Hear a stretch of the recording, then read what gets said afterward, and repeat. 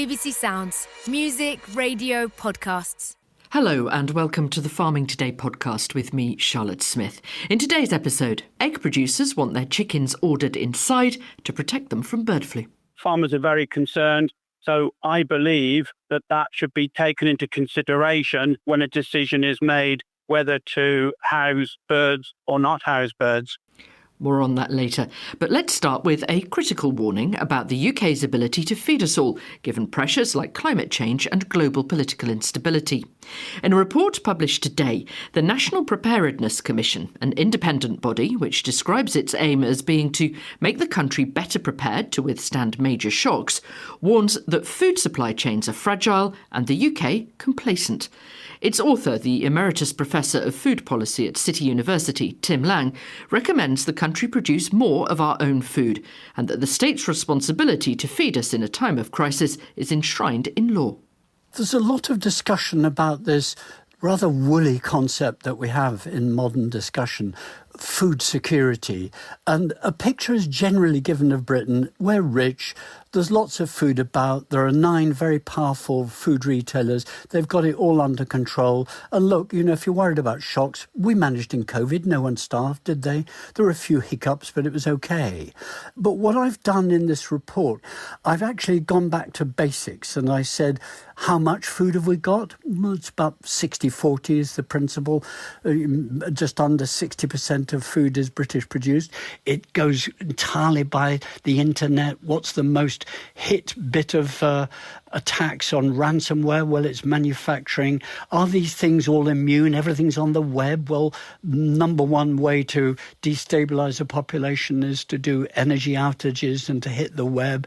So I got into more and more thickets of what really is meant by security. And particularly I was interested, could the British public bounce back after a shock? Well, the answer is it depends what sort of shock and how big it is. What can we do then to try and improve our situation? One of the first things we know that happens in really big crises is people need to have food. And the first thing they do is to stockpile. And as people told me, my interviews told me, look, this is disaster. If people think they can just go and raid the supermarket, well, that creates the crisis. Why? The whole of the food system of the last 50 years is based around getting rid of storage. It's the just-in-time system of logistics. It's lean, it's efficient. But now, actually, you want what resilience theorists call redundancy, a bit of flexibility. You want more variability. And that's where farming becomes important. We saw in COVID that basically the government closed down everything except the big retailers. And it was actually, to be fair to them, the big food industry people went to government and said, look, we need to deal with resilience on food. And they said, OK, we'll set up a food resilience industry forum. There was no public on it. There were no consumer interests. Catering was left out of it. All sorts of pathways that farmers and small producers have to local markets went. So the crunch point of my report is that basically there isn't good food resilience for the people in Britain. There's no civil food resilience. We are entirely dependent on very big players, and there isn't the right planning going in at the local level, and yet there could be. So my recommendations are all around that. Building civil food resilience, preparing the public, including them in discussions. You also talk about the country producing more food, more of our own food. And that's tricky, isn't it? I mean, we had the government land use strategy consultation launched last week. That was talking about taking 9% of land in England out of production for nature. Do you think we need to rethink all of that? I don't think we need to rethink the environmental crisis. It's not environment versus food production. That's just wrong. The question is, what sort of food production? And the great deficit in Britain is horticulture. It's on its knees. It's far too small. The Brits don't eat enough of fruit and vegetables anyway. And secondly, a vast amount of British food production is about feeding animals. So if you look at arable, it sounds great, we've got all this arable, but it's about feeding pigs, poultry, and above all, cattle. We've got to rethink land use to be good for nature, good for environmental issues, for the coming or indeed unfolding climate change crisis, water sequestration and things like that. But at the same time, we've got to build some diversity of production. So Britain is very complacent, and that goes back to our imperial past. We should know better after the near disasters of World War II and World War I, before it actually, where we had to learn rapidly the need to really build up our food production. And we're not doing it. We're not addressing that. And the government has an understandable obsession about growth. Well, what's growth in our sector food? It's growing food, actually. It's good news there. There are lots of people who want to do it, and they're not being encouraged. There isn't the infrastructure for it. Tim Lang. Over the past few months, we've reported a lot on the row over inheritance tax. The government plans to reintroduce it on farms next year, which has prompted big and ongoing protests. Ministers say it will raise much-needed money for public services. Farmers say they'll have to sell land or be put out of business to pay. Well, in Scotland, tenant farmers are concerned because the system works differently there. So this week, in our look at the tenanted sector, Nancy Nicholson reports from a beef farm in Perthshire, where she met the Scottish Tenant Farmers Association's Chief Executive, Doug Bell. The thing that's very distinct in Scotland is the fact that we have probably about 4,000 secure tenants that we call 1991 Act tenants. And that tenancy inherently has a value, which we're trying to get to the bottom of how the revenue would treat that value for inheritance tax purposes. So that's different to England, where the average length of a tenancy down south is a lot shorter than we have here, and the tenancies in England have a finite life, whereas a 91 Act tenancy in Scotland essentially doesn't die. There is a process now where a tenant can go to the landlord and say that they're thinking of giving up the tenancy, and if the landlord wants to take it back in hand, for example, there is a valuation process set out whereby there would be a compensation figure offered to the tenant. If the landlord doesn't want to go down that road, the tenant is then free to offer their tenancy on the market, and that's where the value is coming from. And we're speaking on a tenanted farm here in Perthshire. What sort of values have been put on these leases in the past? The figures are very hard to come by, and it's all very confidential, and I don't know the values, but it's significant. The other thing that is specific to tenants, not necessarily just in Scotland, is if they actually get in a position where they have a tax liability to pay, they've got a lot less flexibility in terms of raising capital to pay that tax. They can't relinquish a part of the tenancy. They have no fields to sell to pay the tax. And in fact, no lender will lend money to a tenant farmer using the tenancy as collateral. So a tenant with a tax liability could find themselves really struggling to pay that tax out of profit, rather than being able to sell something to pay it. And then there's other advice being given by accountants, solicitors just now. For example, that if one part of a farming couple, one member of a farming couple owns all the assets, it's a clear piece of advice at the moment that they should be splitting that equally between the two spouses. For a tenant, that's difficult if the tenant is named on the lease.